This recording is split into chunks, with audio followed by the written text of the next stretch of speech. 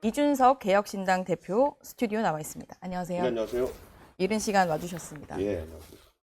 선거는 끝났는데 잠실 개표소 상황은 계속 이어지고 있습니다. 열흘이 넘게 주말에도 시위가 이어졌는데요. 초반에 한번 가보셨죠? 예, 3일차, 4일차 그때쯤 가봤습니다. 그때 가시고 나서는 더 이상 가보시진 않으셨고요.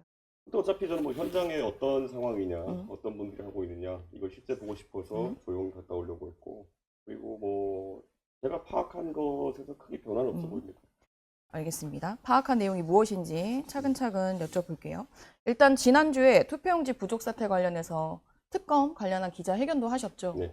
개혁신당에서 추천해야 된다라고 말했는데 이유가 뭔가요? 아무래도 뭐 지금 대중이 보면은 경계하는 분들이 있어요. 이게 과거에 있었던 사전선거, 사전투표, 부정선거론 이거랑 엮이면은 네. 이게 확장되는 기반이 사라진다.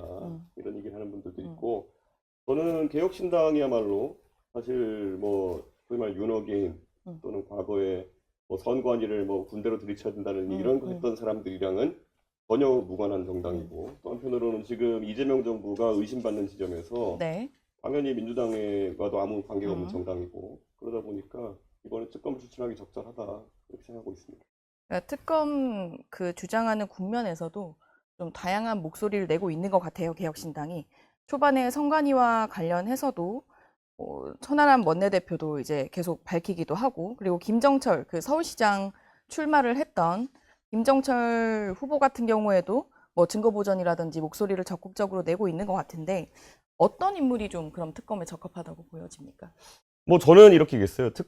만약에 특검의 목적이라는 거는 보통 수사를 더 잘한다 뭐도 있겠지만은, 두 번째로는 공정하게 수사하는 인식을 줘야 된다. 네. 그러자면 최대한 많은 국민들이 결과를 봤을 때 저 사람들이 수사했으면은 받아들일 만하다 이럴 정도가 돼야 되고, 제가 그래서 제안하면서 이거는 과거에 사전투표 부정선거론 했던 사람들 그 주장을 믿어서가 아니라 그 사람들이 이거 수사 결과 나오면 가장 의심할 사람들이거든요. 그러니까 그 사람들이 추천하는 인사도 수사팀에 들어갈 수 있으면 좋겠다 이렇게 그 얘기해요. 황교안 전 총리 말씀하시는 그런 분들 포함해서요. 그 네. 안에도 보면 분파가 많아요. 네. 그래가지고 그분들을 이 추천한 인사가 수사팀에, 그러니까 이게 뭐 특별 검사로 가진 못하더라도 네. 수사팀에 일부러 참여할 수 있으면 좋겠다라는 얘기를 하는 거고요.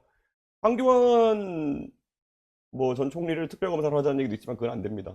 보통 특검법에서는 당적을 가진 지 1년 이내인 사람은 안 된다 뭐 이렇게 돼 있거든요. 그렇기 때문에 그건 안 되고, 대신 거기서 추천하는 사람들은 뭐 특검 내 수사 요원으로 넣어도 된다 이렇게 생각합니다. 순방가 있는 대통령도 이제 이 투표용지 사태에 질타를 하고 뭐 부정선거랑은 좀 구분해야겠지만 제대로 대응해야 된다라는 인식을 밝힌 것 같아요. 뭐 개혁신당은 그럼 특검 추천하는 것과 관련해서 좀 더 적극적으로 의사를 표명하실 계획이 있습니까? 오늘 안 그래도 이거 방송 끝나고 저희 최고위하고 네. 정점식 원내대표가 이제 저희 개혁신당 만나시죠. 찾아오기로 돼 있는데요. 네. 뭐 거기서도 저희가 한번 의견을 세게 얘기할 거고요. 특검이라는 게 사실 지금 민주당이 전가의보도처럼 계속 사용해왔던 네. 방법이기 때문에 이번에 이걸 안 받으면 내로남불 소리 들을 거거든요. 저는 강하게 얘기해 볼 생각입니다. 국민의힘 얘기 넘어가기 전에 오늘 출연하신다고 네. 예고를 했더니 네. 댓글에 질문해달라는 질문들이 많이 달렸어요. 그중에서 네, 이준석 대표는 이때까지 임의 조작 불가능하다 했었는데 지금까지 드러난 이제 선관위가 뭐 입력을 정반대로 했다거나 뭐 투표권이 제대로 반영되지 못했다거나 이런 부정선거가 시스템상 가능하다고 입증된 거 아니냐? 정말 아직도 부정선거는 안 되는 거냐? 아니라는 거냐?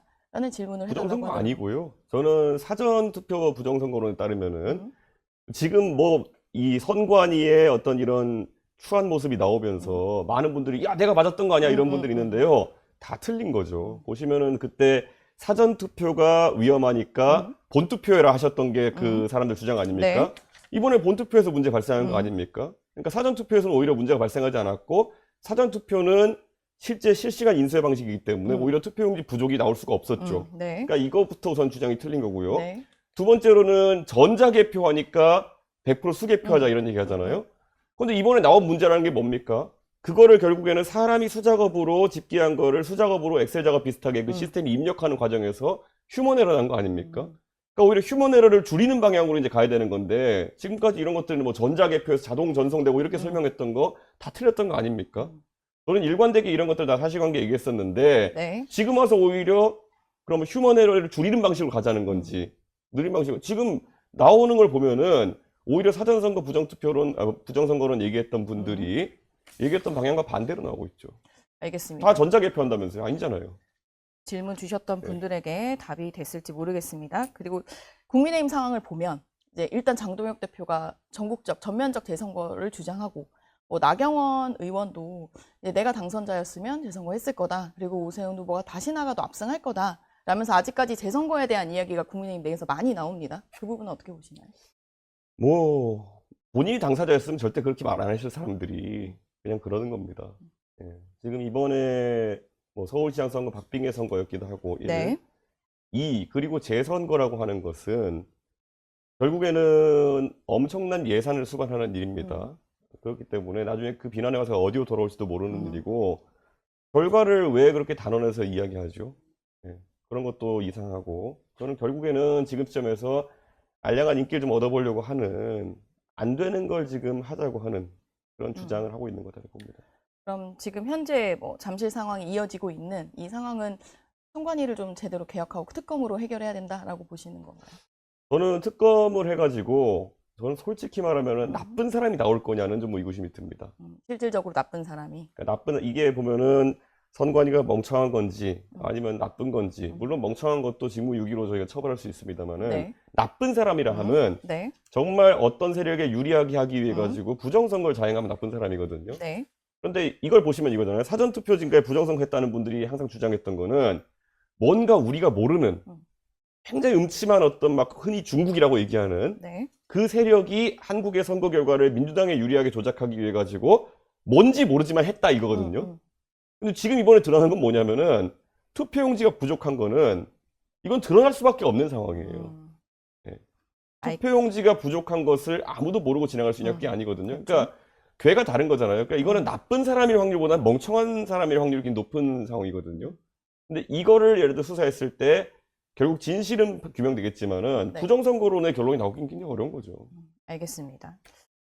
실제로 최근에 SNS 올린 걸 좀 넘어갈게요, 네. 주제를. 최근에 윤석열 전 대통령이 그 평양 무인기 투입 의혹 관련해서 1심에서 30년형 받은 다음에 SNS 글을 올렸는데 이재명 대통령도 법정에서 끝을 봐야 한다라는 글을 올렸어요. 어떤 의미로 올리신 건가요? 사실 윤석열 대통령이 한 게 이적행위라고 판단하는 거거든요. 그러니까 우리나라의 군사력을 허튼 데 쓰니까 그게 이적행위다 이런 것이고 어떤 분들은 뭐 정찰하러 가는 게 무슨 문제냐 이랬는데 그 판결문 다 읽어보시면 애초에 도발 목적이 있었다라고 되어 있는 거고요. 저는 정찰과 도발은 완전 다른 문제라고 생각합니다. 그렇기 때문에 도발 목적의 그런 행동에 대해 가지고는 법원이 명확한 판단을 내린 거고요. 그럼 이적행위라는 걸 넓게 봤을 때 적을 이롭게 한다잖아요. 네. 그럼 이재명 대통령이 지금 연루되어서 재판이 진행되고 있는 대북 송금 문제 같은 경우에는 아니 저한테 돈 주는 건 이적행위 맞죠. 그러니까 지금 윤석열 대통령이 어떤 이적행위를 통해 가지고 30년이라는 중형을 선고받은 만큼 만약에 저는 실제로 돈을 송금하는 과정에서 뭐 이재명 당시 경기도지사에게 정치적 이득을 주려고 한다든지 뭐 그런 것 때문에 개연성이 인정된다고 하면은 이적행위 맞죠. 네. 저는 이거는 똑같이 재판으로 이재명 대통령이 판단받아야 될 사안이다 이렇게 봅니다.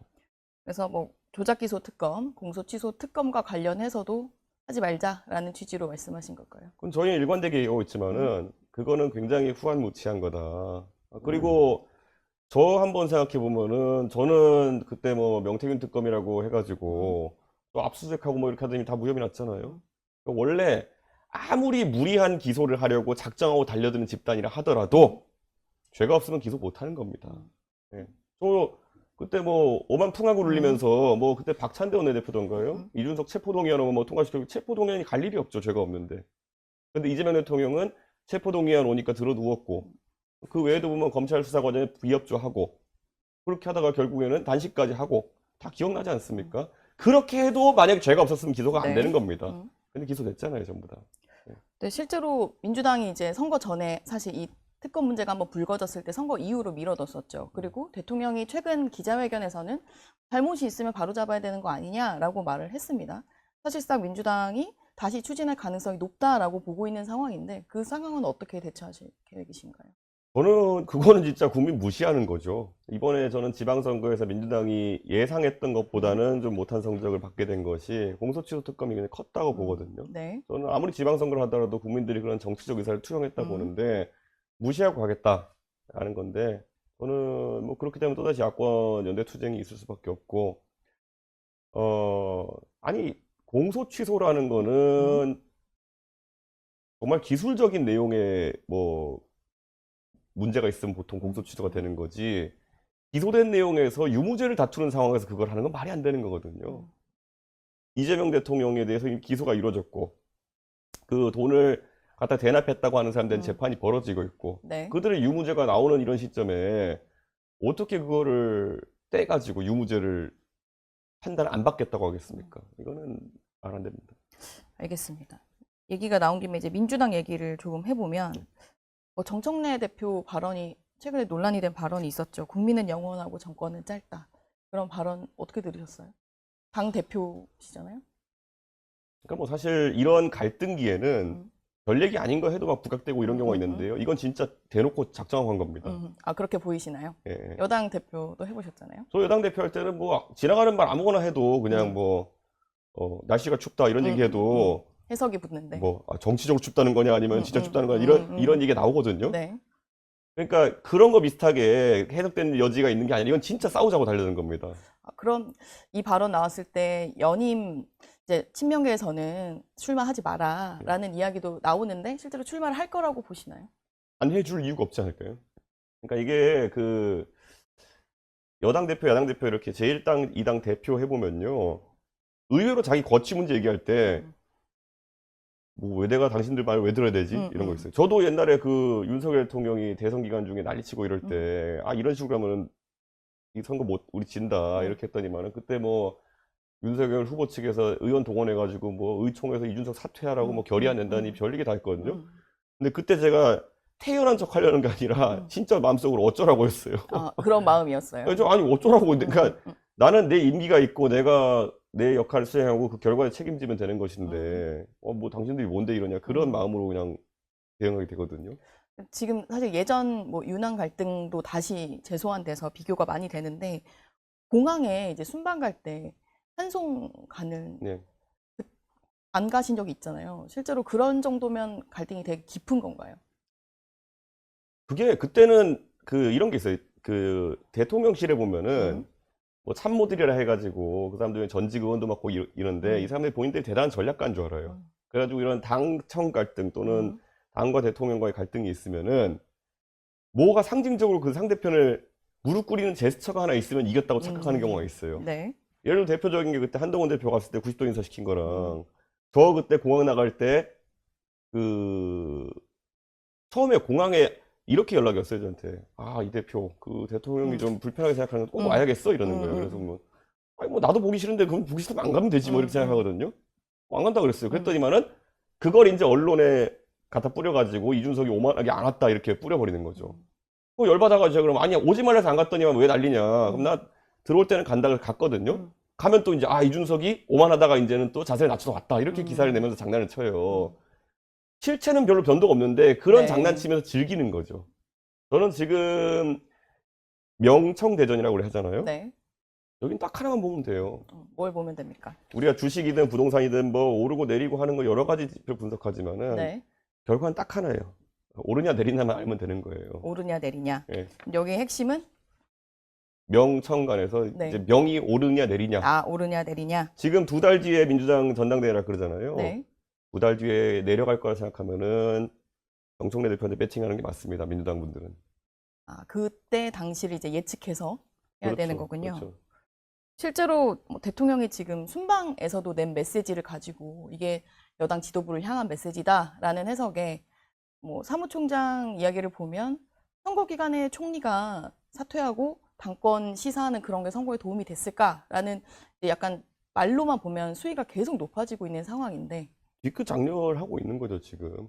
그리고 뭐 사실 김민석 총리가 그만두는 것도 그렇고 도발하겠다는데 여기서 가장 민망한 거는 김민석 총리가 저렇게 도발하겠다 나와가지고 나중에 밀리면은 박찬대 투 되는 거거든요. 그렇기 때문에 이제 진짜 레임덕 소리 나오게 되는 거기 때문에 이럴 때는 최대한 개입을 안 하려고 해야 되는데 총리 교체는 능동적 개입이죠. 저는 이재명 대통령이 넌 나에게 모욕감을 줬어로 이제 달려들고 있는 건데 글쎄요, 그거 나라를 위해서도 별로 바람직하지 않을 거다.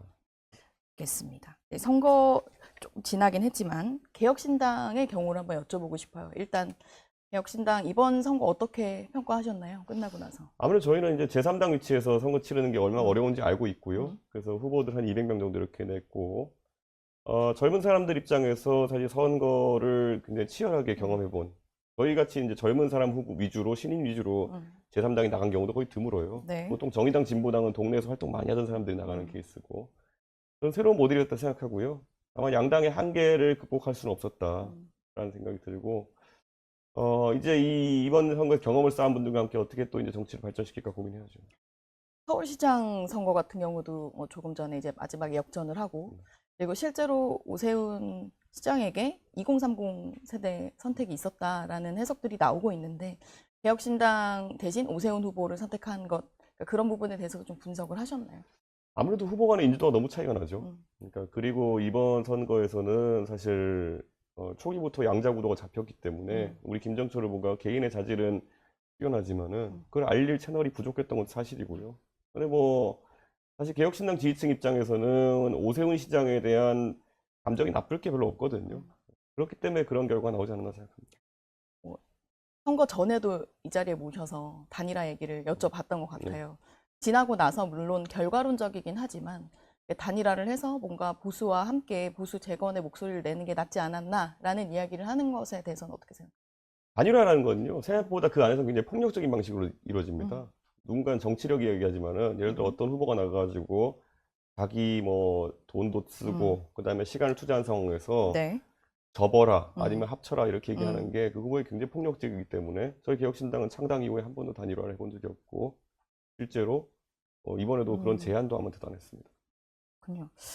오세훈 시장 당선과 이제 한동훈 의원이 무소속으로 당선이 되면서 뭐 국민의힘 상황은 아직 당 지도부가 장동혁 대표가 있고 보수 재건에 대한 이야기가 계속 나오면서 선거 전이긴 한데 오동석 연대 이런 이야기도 나왔었잖아요. 네.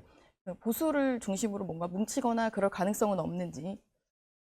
저는 뭐 지금 아마 이 광풍이라고 해야겠죠. 그러니까 이 사전투표 부정선거론의 그것과 네. 전혀 다른 건인 지금 재선거 얘기 나오는 것, 이게 어떻게 진행될지를 이제 지켜봐야겠죠. 이게 사전투표 부정선거론자들이 득세하는 상황이 된다. 그렇기 때문에 그거는 보수 중에 굉장히 어려운 상황이 될 거고요. 왜냐하면 그 사전투표 부정선거론과 엮여 있는 것이 유너 게임부터 시작해가지고 막 이런 거 다 있는 거거든요. 저는 이번에 이 광풍이 가고 나면 사람들이 논리적으로 따져볼 것 같아요. 예를 들어 지금 사전투표 부정선거로 믿는 분들은 보시면 이상할 거예요. 윤석열 대통령이 계엄을 한 이유로 든 게 선관위는 수사도 안 받고 감사도 안 받는다 그랬는데 왜 이번 일 터지자마자 바로 합수본이 가가지고 압수수색을 했지? 네. 그건 뭐냐면요, 지금까지 윤석열 대통령과 부정선거 사전투표 부정선거론자를 했던 말로는 법원이 영장을 안 내주는 거예요. 예. 그거는 터무니없는 얘기였으니까 법원이 영장을 안 내줬던 거예요.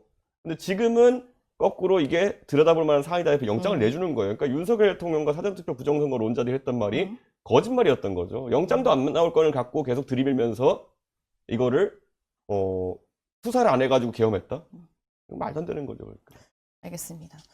마지막으로 최근에 지난주였나요? 그 대표님 SNS를 보니까 하버드 대학 졸업 허위라고 주장한 이제 유튜버가 검찰에 송치됐다 이런 이야기를 직접 알리셨던데 그리고 이제 계속 강경 대응을 하겠다라고 밝히고 있습니다. 대표님은 유독 이제 해명해야 될 것들이 좀 많은 정치인 중에 한 명인 것 같은데 실제로 막 담대해져라 이런 조언도 많이 받으시죠? 좀 강경 대응하시는 이유가 있을까요? 담대 이런 거는요, 사실 그걸 당하면은 이번에도 저희 어머니한테 뭐 중국인이냐고 공격하고 이렇게 하잖아요.